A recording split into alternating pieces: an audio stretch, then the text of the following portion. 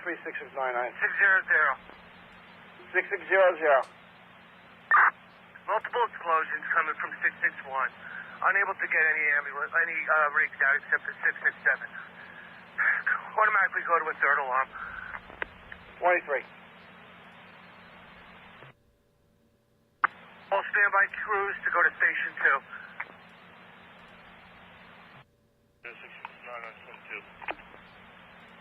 236699.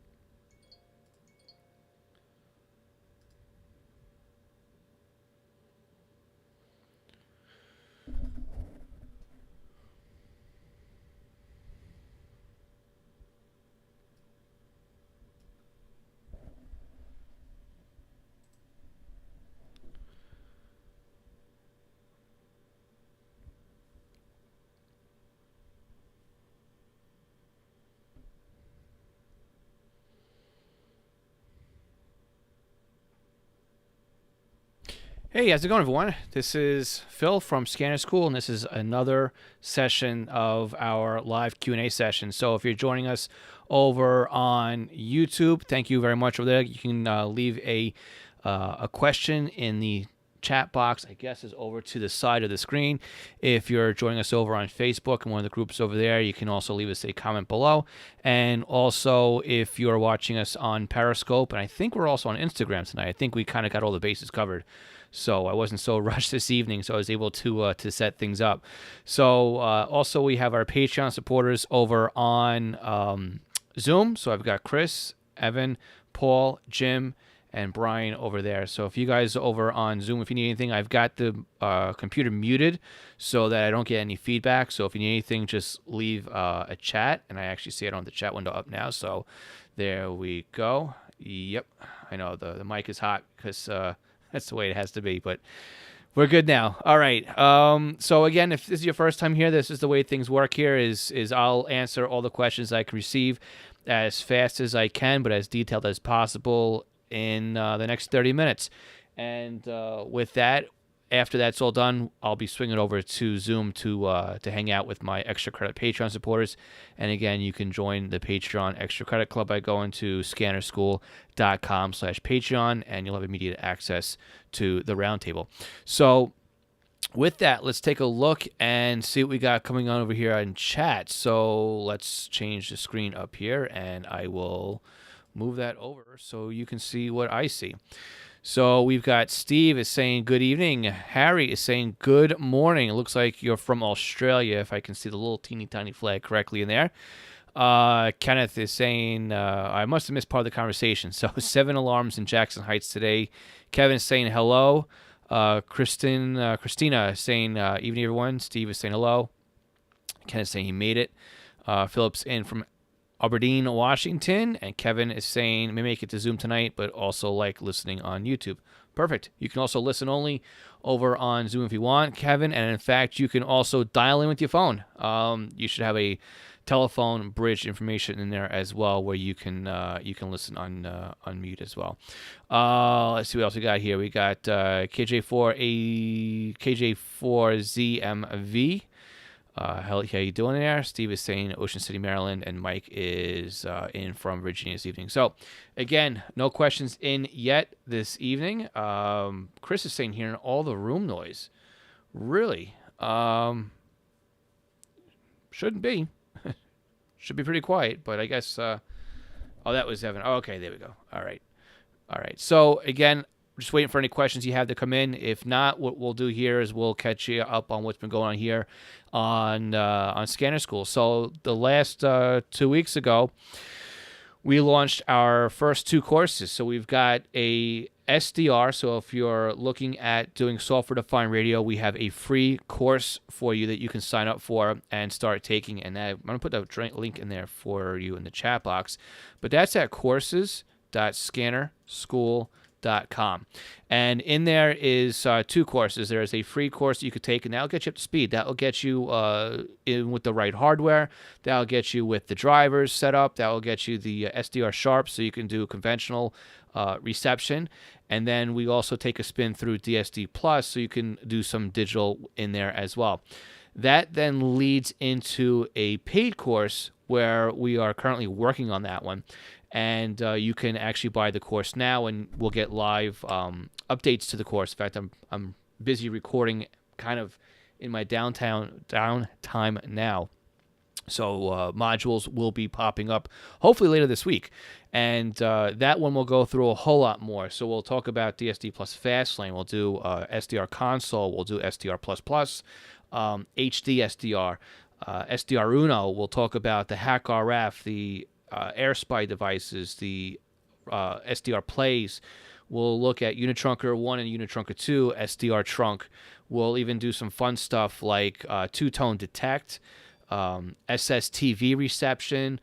We'll do, what else is there to do in there? ADSB. We'll be doing HD radio. So there's a lot of stuff in there that we'll be playing around with in the advanced course. So again, you can go to courses.scanerschool.com. So good. While I've been talking and doing my little sales rep there, we have some questions that are coming in. So let's see. We've got one here. It says, Kenneth is asking. Actually, we'll go to Phillips first. Came in first. Is on the SDS 100 and 200, change all different colors? If so, how? Yes, we can change the colors on there. Give me 1 second. We'll fire that up. And once that's fired up, I'll show you how to do that. You can do that very easily in Sentinel, and a little bit more organized tonight. I've actually got the new computer up and running, and it seems to be working a lot better. So once I get that thing finally locked in, we'll do a screen share over there. But there's, if you're in Sentinel, there's an icon on the top of the ribbon bar, and that's the bar that tells you how to change the colors in there. So I am actually now waiting for my computer to connect, even though it's right here and right next to me. There we go. So I'll minimize that, and then I'll come back over to here. There's just so many icons on my desk just to do a live thing. But here.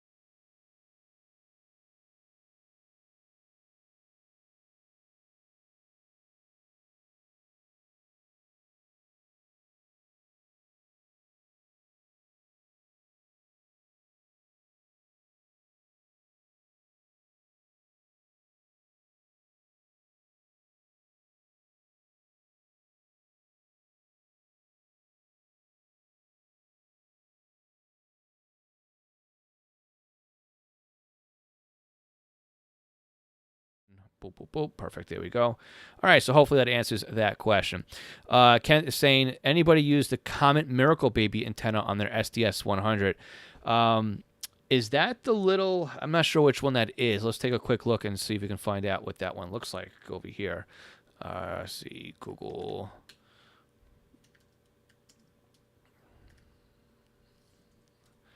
All right. And then what we'll do, does that one even fit?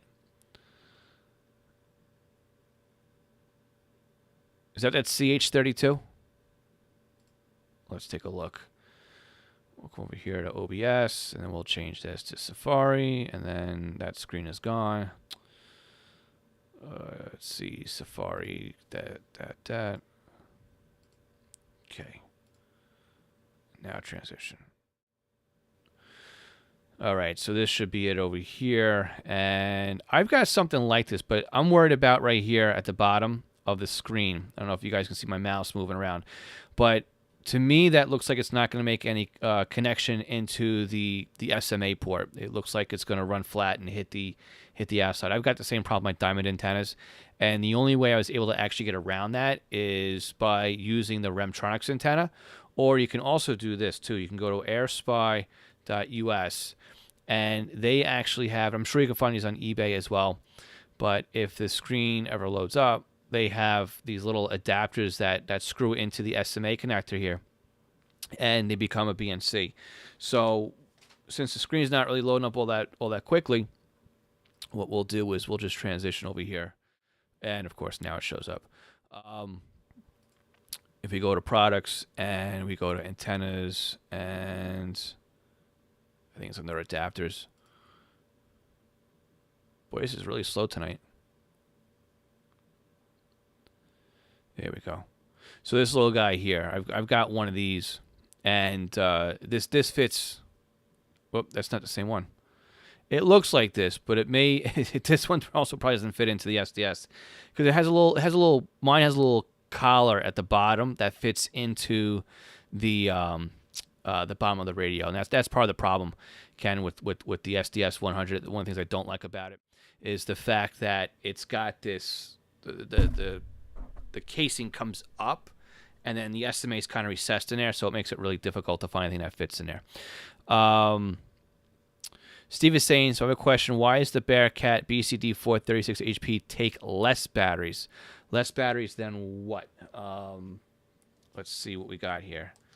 3 batteries. That's about standard. I'm pretty sure that let's see, what was the other one that was like that? Not going to be able to get to them from here. But the 346 and the BR 332, I think, also took 3 batteries as well. So that's about standard for those batteries. Let's see. Matthew is going to say, hey, Phil, purchase the Advanced SDS course. Thank you very much, Matthew. I really appreciate that one. And also complete the free version. Congratulations. What is the best software for an EDAX standard and Pro Voice system? I would recommend Unitrunker. That's just what I'm more comfortable with. That's what I've been using a lot for many, many years. And Unitrunker works really well, especially Unitrunker version 2. That works really great with SDRs, and we're going to cover all that in the course. But if you want to get up to speed on that one, you can use Unitrunker. And if you have problems with the Pro Voice, I'm going to show you in the course too how to feed out the audio from your SDR. Use Unitrunker to see what's going on, and then pipe the audio to DST Plus. So you can definitely get some different options when it comes to demodulating that digital audio. Kevin's saying signed up for both beginner course and advanced course. Again, thank you very much, Kevin, on that one as well. Still working on the free course. Got the SDR set up, but a few questions. Kevin, go ahead and fire away the questions in here. I'm pretty sure that you emailed me, but I'm not sure if I think I saw them earlier today. It's been one of those days I kind of just stopped work and had dinner and then came in and started doing this. Let's see what we got here. Mike is saying, can you use a different antenna on the Unification G5 to improve distant reception? I wouldn't recommend it, Mike. So there's the top of the G series antennas, and here's a G4. Is the problem is, from what I've been seeing, and I haven't experienced myself, but there's a pin in the middle of the in there. I can't really show it too well because the light's bouncing off it. But anyway, what happens is with some of those aftermarket antennas, that center pin gets pushed into the pager. So I'm not aware of anything that Unification has recommended as far as aftermarket, although I do. You guys have lost audio on YouTube. See if you guys can refresh, or is it completely gone on YouTube? Let's see. Audio's back. Okay, good. Sorry about that, guys. But I got these blue antennas in stock. These are better than the purple ones that were originally shipping with it. So I could reach out to Unification if there's anything they recommend. But as far as I know, they kind of don't say. They say don't try and change these things out. All right. What else we got here? Kevin's saying hooked up to my Android phone. Seems like a lot of static. When I set squelch up to stop the static, sometimes I don't get the audio. Freezes on my computer after a while, and it's an older computer, so it could be memory issues. Yeah, it could be that. You can also try doing, I guess you're using what, SDR Sharp for that, or using DSD Plus? Let me know a little bit lower. Let's see. Lose audio when the computer screen is open. I wonder if that, Mike, if that is let me know if that happens when I go to my Windows computer, or if that goes to when I go into a Safari screen share. So if I'm looking here, so if I click on this, looks like I see audio there. If I click on, I see audio coming through here as well.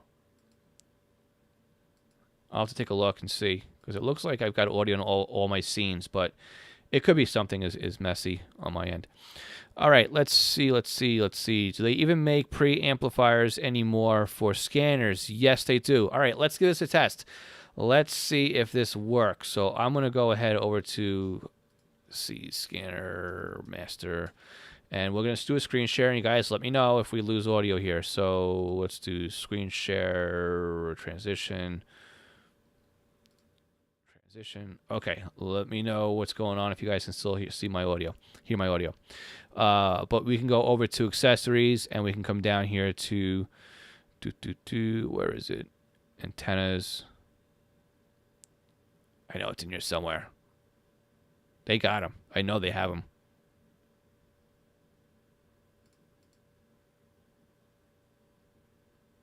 I'm just not seeing them, but I know they've got. They got a multi-coupler with a built-in preamp in there, just enough to overcome the losses. Where is it? Attenuator. GRE used to make one. So, I don't know if they still have them on market, but I'm looking. I know they're in here somewhere. Antenna switch. Preamp. Here we go. Jim M75 preamp. This one's been around for quite a long time. You've got this one down here, which is out of stock. And again, this one is 30 megahertz at 2000. So, yep, they're all down here. So, again, if you're looking for, I'll give you my affiliate link for Scanner Master if you want to help me out here. So, it's scannerschool.com/Scanner Master. And that's an affiliate link. So, if you use that link, then that's will help out Scanner School as well. Let me know if you guys were able to hear what I was saying. Hopefully, you let me know that you guys can hear me. All right, let's see what else we got here. So let's see. Audio's back on YouTube. Jason saying, love to hear more about Greg Weimer's SDR scanner set. He has an RSP1A and a couple of new Alex, which is better for scanning. So here's the deal. With the RSP1A, you have a larger footprint. So what you really could do with that is you can open up multiple VFOs on there. Again, something we're going to talk about in the advanced course. And what that allows you to do is to listen to multiple things at one time. So that works out really well for a scanner. Plus, some of these pieces of software, they've got iffy conventional scanning type of setups, like SDR Sharp has a frequency scanner, but it's kind of limited. Same with HD SDR and SDR Uno and whatnot. But we're going to cover most of those as well in the advanced course. So, but Jason, if you've got Twitter, you can reach out to Greg on there. We popped his Twitter handle over in the session notes for that podcast, and maybe we'll get him back on again to talk about what else he has on there too. Maybe we'll get him to really dive into exactly how he's got things set up and working. So, or we can get him on a guest one night on here and talk about that as well. Kevin's saying, just one question: have a Pro 651 scanner and pick up Suffolk County Police Department radio IDs.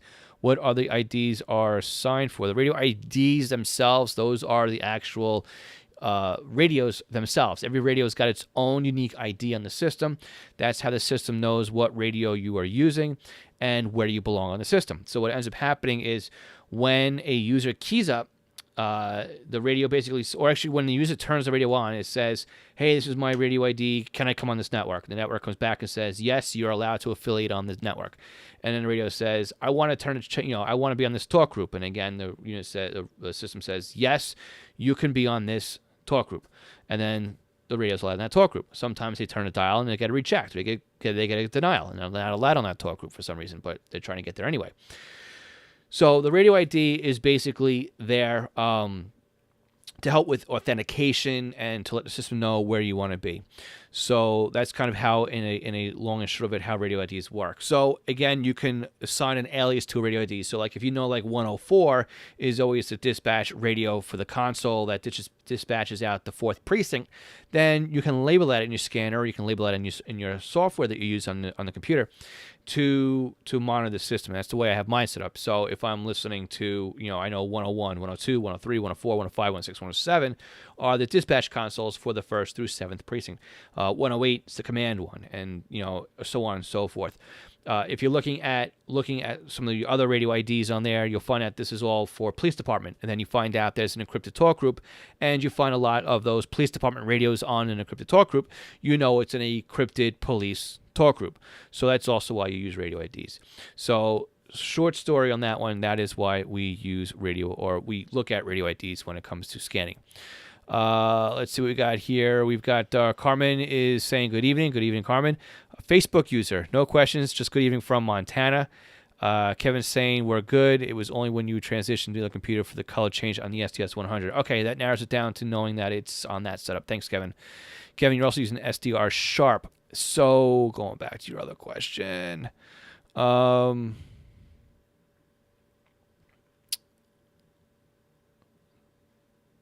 You can use, there's older versions of SDR Sharp that you can grab. There's also a 32-bit version. See if that one works for you. See if you can do anything better with that one as well. I've noticed myself that SDR Sharp got a little bit buggy. I like to use SDR Sharp just to get up and running and just get things situated, which is why I put it in the basic course. But when it comes to the advanced stuff, there's other software that I tend to lean on when it comes to doing analog. Or I need to control the radio without using, say, like DSD Plus or Unitrunker or something like that when I want to actually physically control it. So we'll be covering those in the other class as well.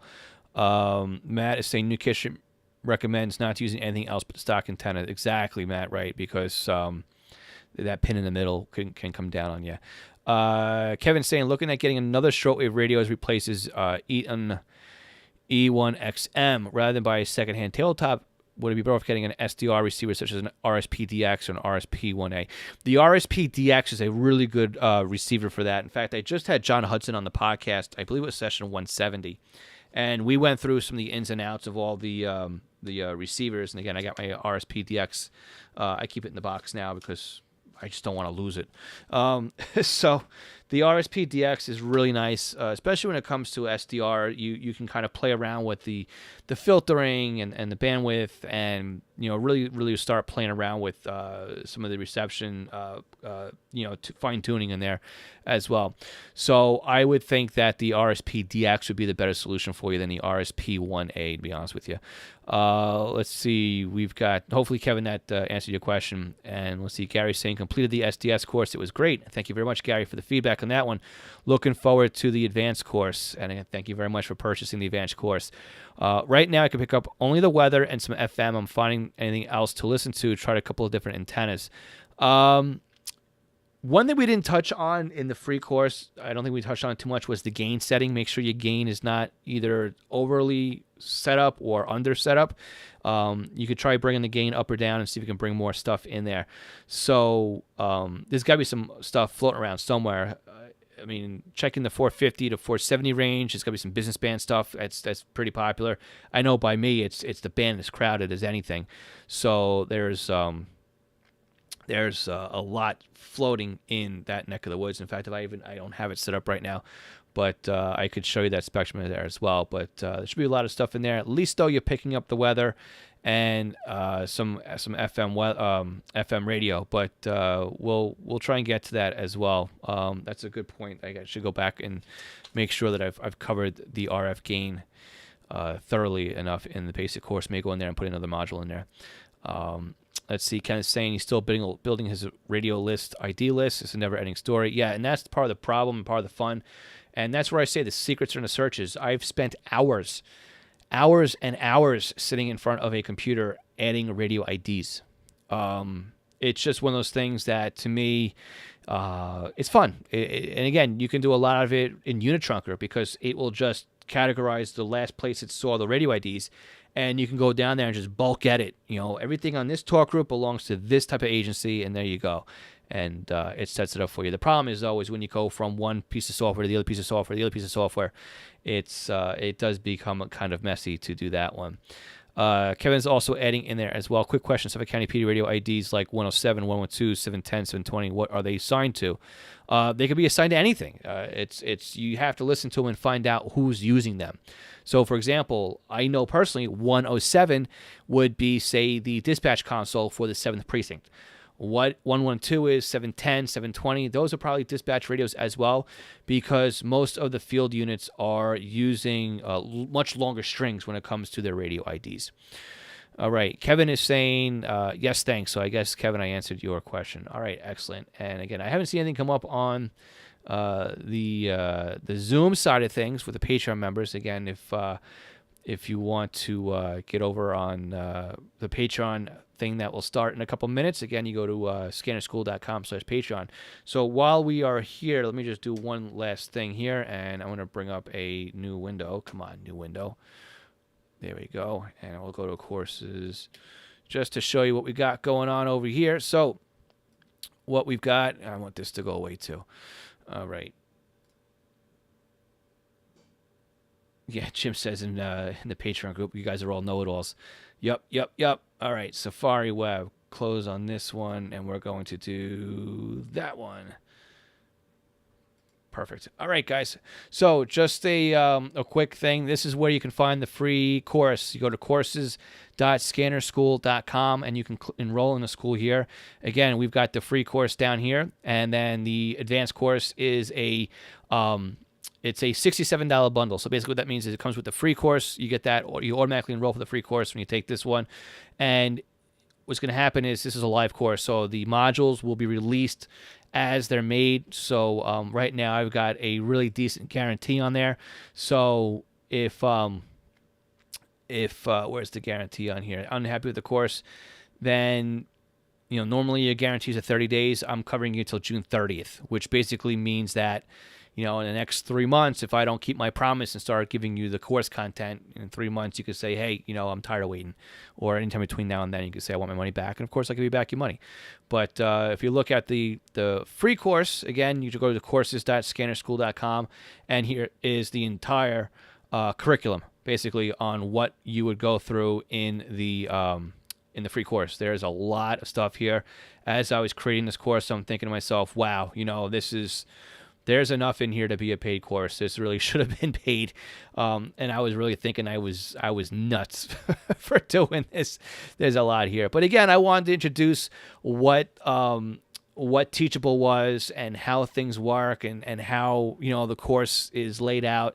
Because, selling an online course when people aren't really familiar with them, it's kind of hard to explain. So I wanted to take you through a course and show you that you can go through one and find from point A to point B.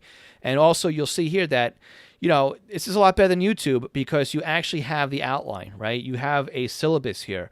And as you come through here, you'll get check marks. As you come through each module and you take each lecture, you get a checkbox. And there's no distractions and there's no way of getting lost. And there's no, oh, look at this little video over here in the corner. And when you come back an hour or a day or a week later, you can pick up right where you left off instead of trying to find that video. So that's basically how the course is set up and why we are taking the course there as well. Let me guess, you guys just lost all the screens. Look at that. Very interesting. All right, so let me transition over to here, and we will start wrapping things up. So, again, I want to thank everybody who signed in tonight. Again, you can check out the course at courses.scannerschool.com. Again, the podcasts are out every single Tuesday, and I'm looking for podcast guests. So if you want to be a guest on the podcast, just fill out the form, go to scannerschool.com, click on be a guest icon at the very top, and it will take you to a calendar. And from there, you can pick a date and time that works for the two of us. Only my available dates and times actually show up. So it's really whatever works for the two of us. And again, we'll get you on the podcast to a 30 to 45-minute conversation. It's a conversation. It's not an interview. It's a conversation. And we'll talk shop, talk about whatever it is that you are very knowledgeable about in your field or what you know about or something you want to share. And, it's a great way to share what you enjoy about the hobby. So with that, again, over on that side of the screen where you can see, I guess over that side, if I'm not mirrored the wrong way, there's how you find us. And say hi to us over on Twitter. We're pretty active over there now, again, as well. So, again, thank you guys for showing up. It's the bottom of the half hour. And with that, we're going to wrap it up on social media. And we're going to move over to the Zoom side of the house. So, again, as I fiddle and fumble for the shutdown buttons, I want to say thanks again, everybody. And we will chat soon.